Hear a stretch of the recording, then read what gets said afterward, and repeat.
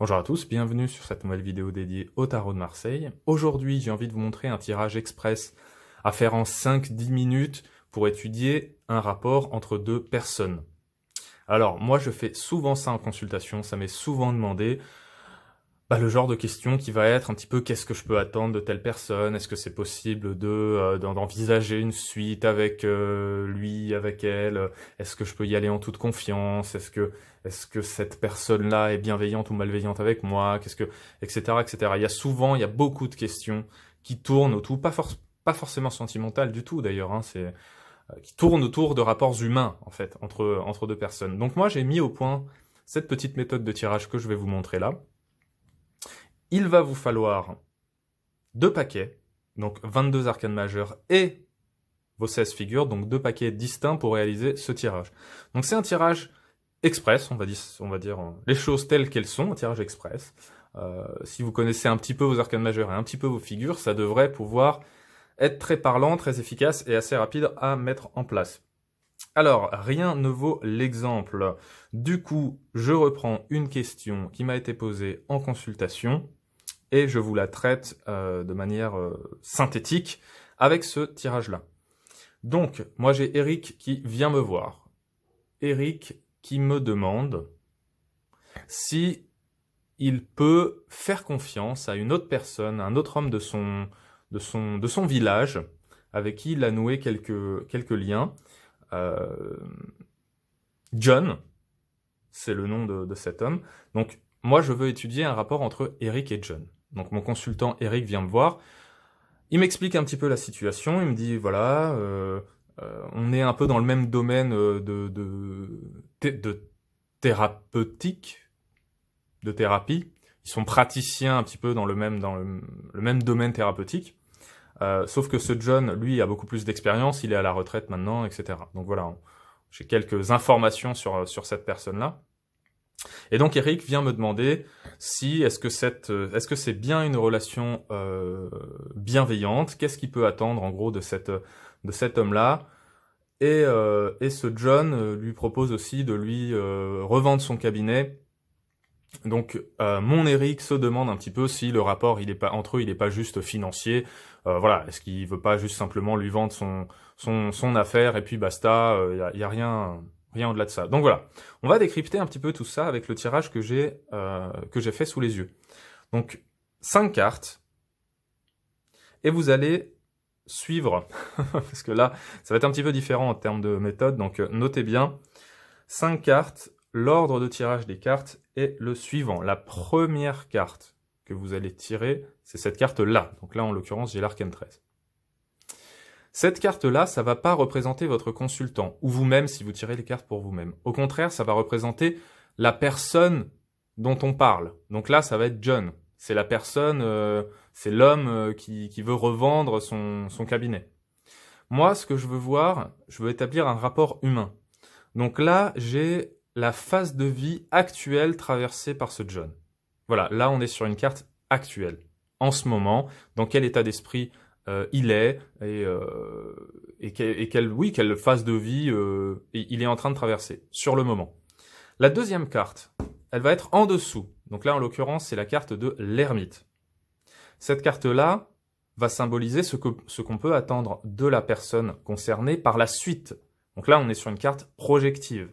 Qu'est-ce qu'on peut attendre de lui pour les jours, les semaines, les mois qui viennent. Donc, vous l'avez compris, ces deux cartes-là représentent la personne dont on parle. Ok ? Et pas le consultant. Ou vous-même, si vous tirez les cartes pour vous-même. La deuxième ligne, là, ça va être vous, si vous tirez les cartes à vous, ou le consultant. Troisième carte à tirer, donc là en l'occurrence c'est la roue de fortune. Donc là c'est la même chose mais pour le consultant, c'est-à-dire dans quelle phase de vie est mon consultant ou dans quelle phase de vie suis-je si je me tire les cartes à moi-même. Donc où j'en suis un petit peu à l'heure actuelle. Ok ?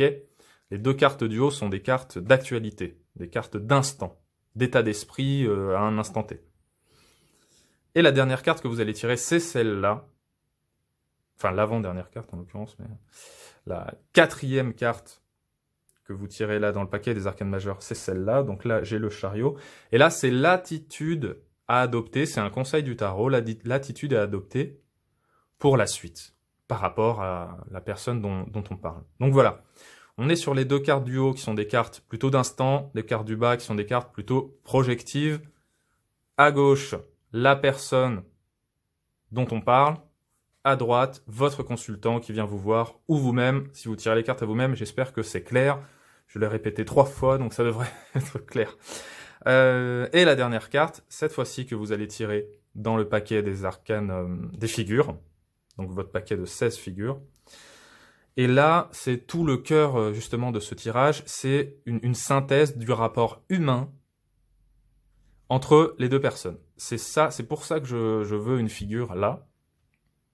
Alors on peut faire des variantes avec des mâcheurs ou même des valeurs, des lames numérales. Hein. Je vous montrerai des variantes de ce tirage-là. Mais là, le plus intéressant, c'est d'avoir un rapport humain d'ensemble. Et donc, pour traiter une humanité, pour traiter un rapport humain, tout simplement, les figures, c'est génial, c'est topissime. Et vous savez ce que j'en pense, parce que j'en parle déjà beaucoup. Bon, alors ok, là on est bon sur la méthode. Donc je reprends ma question. Eric, donc du coup, vient me voir. Alors, il y a John qui était un thérapeute renommé, qui me propose de vendre le cabinet, est-ce que je peux lui faire confiance, quel est le rapport qu'il y a entre nous, etc., etc., etc. Donc on va regarder. Donc déjà, la phase de vie actuelle, donc de ce John là.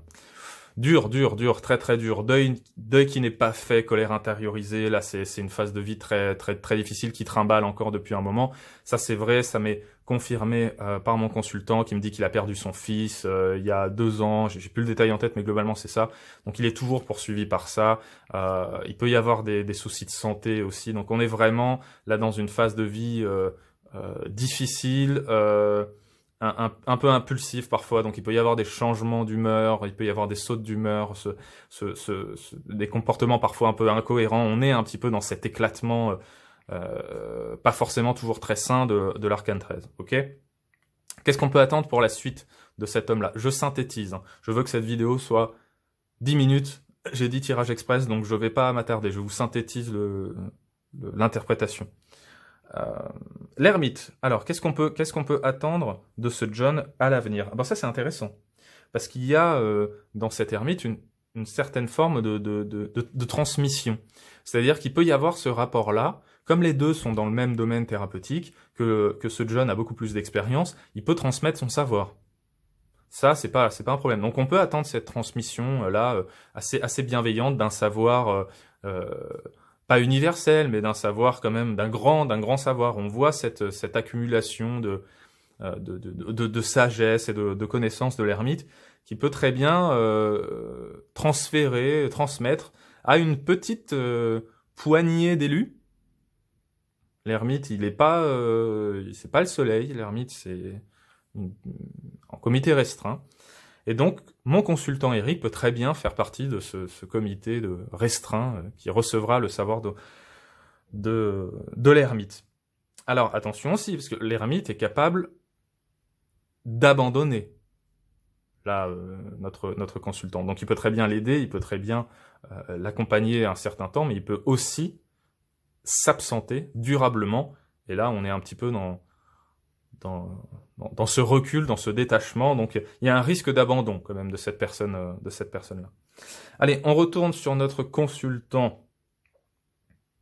Donc, Eric, la phase de vie actuelle, l'état d'esprit. Alors, on en est où là? On est sur une incertitude financière. On revient là purement sur le plan matériel. Donc, ça m'est confirmé par Eric qui me dit qu'effectivement, là, investir dans le rachat du cabinet, là, c'est pas terrible. On voit que c'est pas vraiment le moment. On voit que c'est assez fluctuant.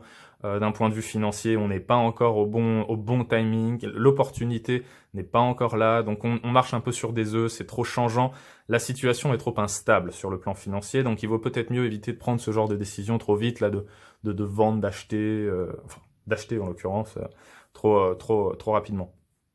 Donc ça, c'est l'état d'esprit, l'état des lieux. Et ensuite, l'attitude est adoptée, là on a le chariot, donc on est dans ce chariot qui est déterminé, il sait où il va. Donc l'attitude à adopter par rapport à ce John, c'est de dire clairement les choses, ok, Moi, je pense qu'il y a pas mal de non-dits entre ces deux personnes-là. Donc, il faudrait, de ce que je vois, hein, il faudrait quand même dire un peu plus les choses. Et moi, je pense qu'Eric doit quand même, donc mon consultant doit quand même se ménager une porte de sortie. On voit les deux chevaux, on voit que la direction peut changer. Hein, la direction du chariot, elle peut toujours changer, prendre une autre voie.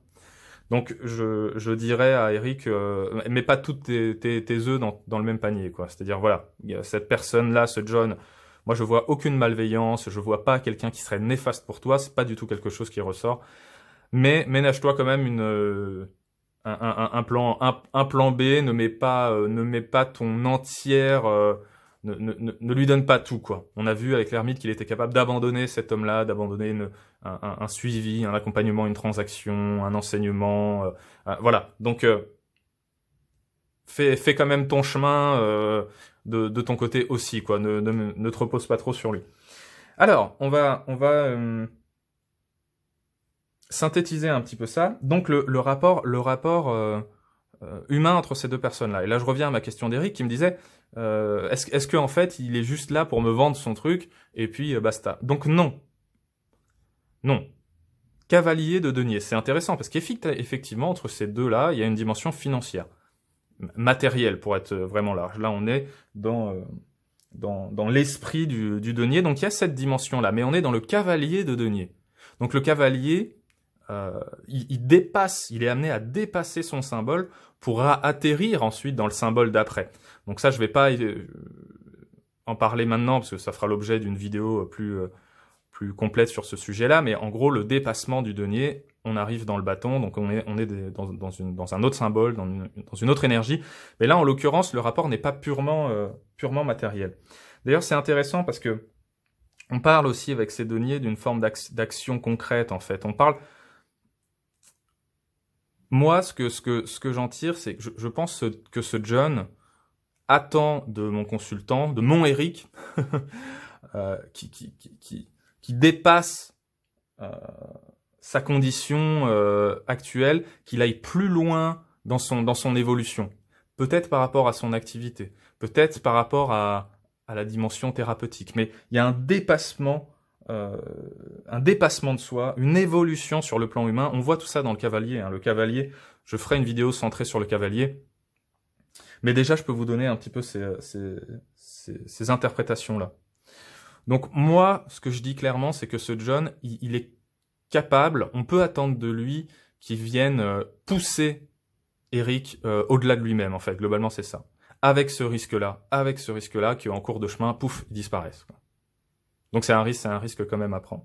Donc on dépasse le cadre purement financier, matériel. Pour moi, la relation, elle va plus loin que ça. Elle est plus large que ça. Je ne vois pas de tromperie, de malveillance, de choses comme ça. Donc ça, je le dis à mon consultant, évidemment, parce que ça rassure quand même de savoir ça. Et voilà. On a fait le tour du tirage. Donc, comme toujours, essayez-le. Essayez les tirages que je vous montre. Ça, c'est un petit tirage que moi, j'ai créé un petit peu custom, un petit peu à la carte, parce que j'avais beaucoup de questions qui allaient dans ce sens-là, et j'avais envie de regarder un petit peu ce que je pouvais en tirer. Et j'ai toujours trouvé très parlant. Alors, là, c'est la version simplifiée du tirage. Il y a des versions où il y a plus de cartes, où il y a plus de tenants et d'aboutissants, voilà, on va dire les choses comme ça, mais là c'est la version simple, et si vous connaissez un peu vos arcanes, vous pouvez vous le faire en 5-10 minutes et avoir un résultat sympa. Donc pour étudier un rapport humain entre deux personnes, un rapport d'état d'esprit, un rapport et surtout qu'est-ce qu'on peut attendre pour la suite, ça c'est vraiment pas mal. C'est un petit peu l'idée de comprendre ce que la personne vit et de comprendre ce qu'on vit nous-mêmes, pour anticiper un petit peu la suite des rapports. C'est vraiment un mix entre un tarot thérapeutique et un tarot plutôt divinatoire, plutôt orienté dans la projection ou dans l'avenir au sens large. Bon, je m'arrête là. Comme toujours, n'oubliez pas de vous abonner à la chaîne. Donc comme toujours, vous êtes très nombreux encore à vous abonner à la chaîne. Alors je suis désolé de ne pas pouvoir répondre à tous les commentaires. C'est parce qu'il commence à y en avoir beaucoup. Non, ça fait quelques temps qu'il y en a beaucoup, mais là il y en a de plus en plus, donc j'ai pas forcément tout le temps de répondre. J'essaye de répondre quand j'ai un petit peu de temps, que je peux rebondir et tout. Donc ne m'en voulez pas si je vous réponds pas ou si je vous réponds pas tout de suite en tout cas. Dans tous les cas, je lis, je regarde un petit peu ce que vous me demandez. Romain, on aimerait bien voir un peu ce type de vidéo, etc. Donc dans tous les cas, je suis au courant de tout ça et j'essaye de faire au mieux pour répondre à vos attentes. Voilà. Et moi, je vous dis bonne pratique, bon tirage et à très bientôt autour du tarot.